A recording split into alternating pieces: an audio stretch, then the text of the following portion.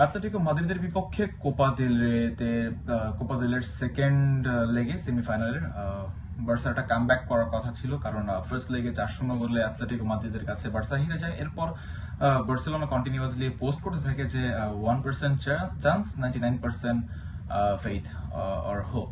So এরপর আসলে Barca 3 গোল করলেও সেখান থেকে আসলে 1 গোলের কারণে বার্সেলোনা বাদ পড়ে যায় এবং কোপা দেল রের ফাইনালে অ্যাটলেটিকো মাদ্রিদ চলে যায়। সো আসলে এই 1% চান্স, 99% ফেথ আসলে আসলো কোথা থেকে, অ্যান্ড হোয়াট ইজ রেমন্টাডা?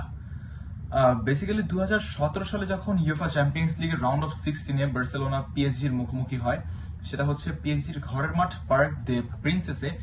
সেইখানে বার্সেলোনা প্রথম লেগেই 4 গোল হজম করে বসে এবং বার্সেলোনার কোয়ার্টার ফাইনালে কোয়ালিফাই করার জন্য সেকেন্ড লেগে ঠিক 5 গোলে জেতা উচিত ছিল এবং জেতাটা দরকার ছিল। সো বার্সার হাতে 1 মাস সময় ছিল এবং বার্সার প্রতিটা প্লেয়ারই প্রায় ফিট ছিলেন। তৎকালীন অধিনায়ক Andres Iniesta, Lionel Messi, Luis Suarez, Neymar junior, Sergio Busquets, এই সকল প্লেয়াররা তারা মাইন্ডসেট করে ফেলেছিলেন যে কিছু একটা হবে, কামব্যাক না হোক কিছু একটা হবে। এরপর বার্সেলোনা তথা নেইমার জুনিয়র তার পেজ থেকে তিনি একটা পোস্ট করেন যেখানে লেখা ছিল যে 1% চান্স, 99% ফেইথ, অর্থাৎ আমাদের সুযোগ 1%, তবে আমাদের বিশ্বাস 99%।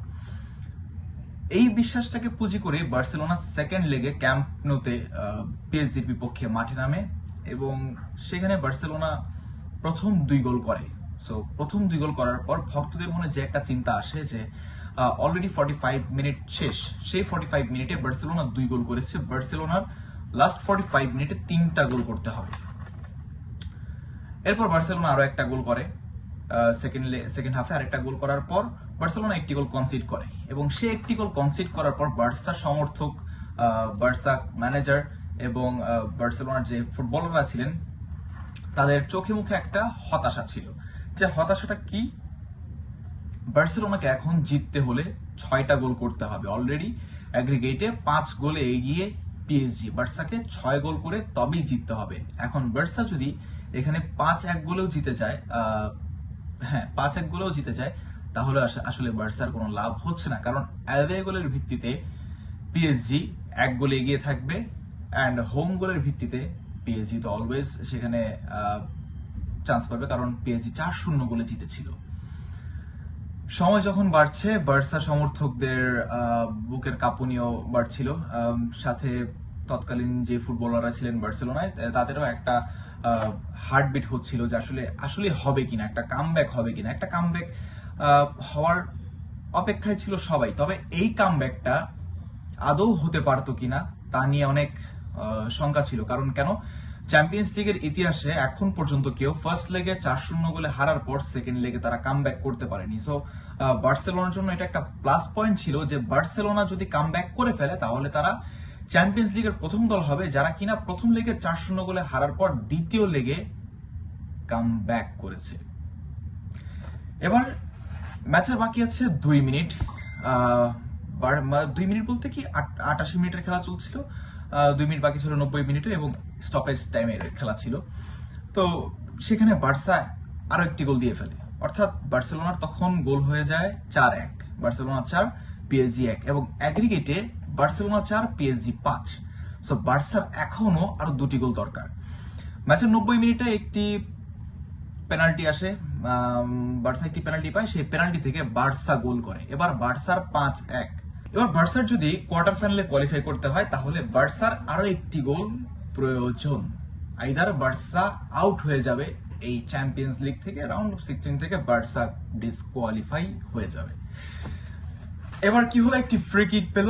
প্রথম ফ্রি কিকটা আসলে মিস করলেন নেইমার, সেকেন্ড ফ্রি কিকটা আবারও নেইমার পেলেন, নেইমার বলটা আলতো করে উঠিয়ে দিলেন এবং এবার সেকেন্ড যে ফ্রি কিকটা বার্সা পেল সেই ফ্রি কিকটাও নেওয়ার জন্য প্রস্তুত হলেন নেইমার জুনিয়র।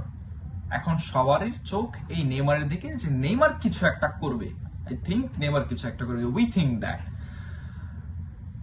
নেইমার বলটা আলতো করে উঠিয়ে দিলেন, একেবারে পিএসজির ডিফেন্ডারদের মাথার উপর দিয়ে বল ডিরেক্টলি নোম্যান্স ল্যান্ডে পড়ে যায় এবং সেইখানে সৌভাগ্যবশত সার্জি রোবার্তো থেকে যান এবং সার্জি রোবার্তো জাস্ট আলতো করে পা লাগিয়ে বলটা জালে ঢুকিয়ে দেন এবং বার্সেলোনা সেখান থেকে 6-1 গোলের জয় নিয়ে ফিরে এবং অ্যাগ্রিগেটে 5-6 গোলের জয় নিয়ে একটি ইতিহাস করে এবং বার্সেলোনা কোয়ার্টার ফাইনালে কোয়ালিফাই করে। সো এই যে একটা কামব্যাক, সেই কামব্যাকটাকেই তখন বলা হয়েছিল রেমনতাদা বা ফিরে আসা, প্রত্যাবর্তন। স্প্যানিশ ভাষায় এটাকে বলা হয় রেমনতাদা, অর্থাৎ প্রত্যাবর্তন। সেই প্রত্যাবর্তন দেখেছে ফুটবল বিশ্ব, সেই প্রত্যাবর্তন দেখেছে ইউসিএল, প্রত্যাবর্তন দেখিয়েছে লুইস এনরিকে। সো এবার সেই লা রেমনতাদা হলো না, এবার বার্সেলোনাকে বিদায় নিতে হলো। তবে 2017 চ্যাম্পিয়ন্স লিগের রাউন্ড অফ 16 সেকেন্ড লেগের ম্যাচটা বার্সা সমর্থকদের তথা পুরো ফুটবল বিশ্বের সমর্থকদের সারা জীবন মনে থাকবে। Thank you.